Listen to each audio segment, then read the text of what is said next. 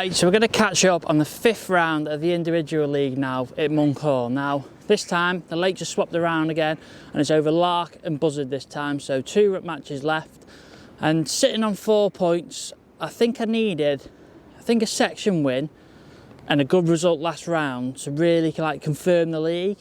Now I've drew peg 7 on Lark and I've had an absolute nightmare, to be honest. Now, this lake has been a bit tricky all winter. Jamie was on it in the pairs league. I felt like I was going on it. I knew what I needed to do, just feed minimal amounts of bait on a few lines and skip around the peg. Now, on the day, as you can see, this is the peg I've drew, peg 7. Now, the wind's coming. First of all, the wind was perfect for me. It was coming over the top. I could hold my pole, I could fish left and right. It was quite calm, get away with nice light rigs, and I could have a few lines in different areas and all fish them all correctly. But I don't want to make excuses because I don't like doing that, but I think it was one of them days, but I feel like I've learned a little bit about it. Now, I'll tell you about the result. I've actually come last in the section with £7. I had 5 bites and £7, so I can't really talk much about the fishing because I haven't done very well on the day. I've caught £7, 5 bites, 3-eyed, a tench and an F1. Now, looking back at the day, I think I got a few things wrong that maybe could have put me 3rd or 2nd. Now, this might cost me in the league. I think next week I need a few things to go my way and win my section. So it's going to be tight. Everyone's on the same lake as well that's up there in the league. So it's going to be interesting.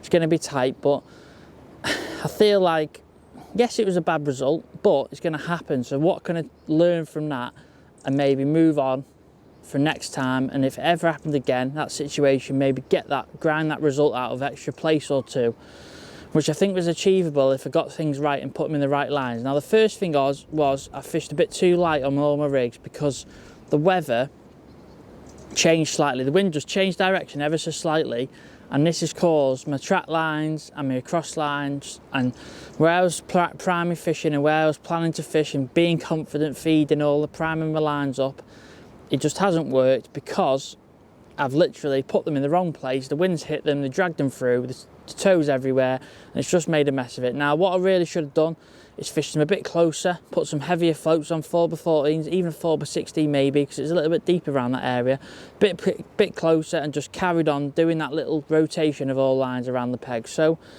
maybe that's one to look out for. Should have done a little bit better there, but like I say, it's not the ideal result, but it's happened now.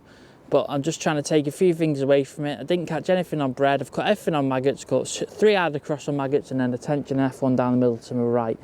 Now, maybe looking back, Simon Harris has done really well. He's won the section, he's fished down the edge. Now, I did fish down the edge, but maybe I didn't fish further enough because there was a pallet, peg 6's pallet to my right. Maybe I should have fished down that side and attacked that there, but it's hindsight, should have done after time. But I think it was annoying about the result, but like I say, I'll go back, if I ever do that, a little bit shorter, again, heavier floats, and just sit there and be patient, try and just tick over, get the odd bite. Yes, it was very hard, the conditions were quite difficult. Now, it surprised me because actually the week before was all nice, but I think something happened on Friday night. Everywhere across that I look at, like Western, Monkhall fished quite hard, there's quite tricky at Partridge, all like little venues like that.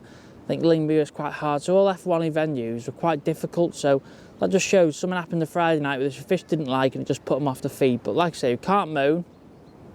We've had a good league so far. We can't get our heads down about one result. So this week, a little bit more prep, a little bit try and get everything right, so I'm not leaving anything to chance. So it's not my fault, and if that's the peg on the day is not good enough, then that's what we're going to take from the day. But we've got to get the most out of my peg. So looking back, yes, it was a poor result, but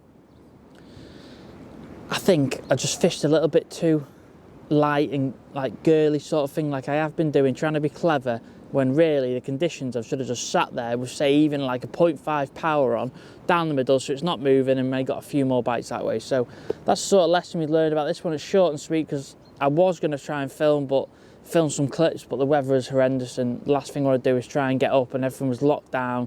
Didn't want my new pole blowing in, nothing like that. So I've had that before at Bradshaw's the week before. So last thing I want is all locked down. So next week I'll try and get some live bit of footage for you throughout the match, and hopefully we get in them top 3 places which we're aiming for, and hopefully maybe it's the first. So I'll catch up with you then, guys.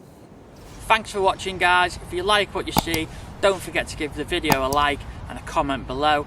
But if you're looking for something to improve your fishing a little bit more, or really enjoy watching live matches or learning about new methods, or just general real in-depth match reports, don't forget to check out my members channel in the description below.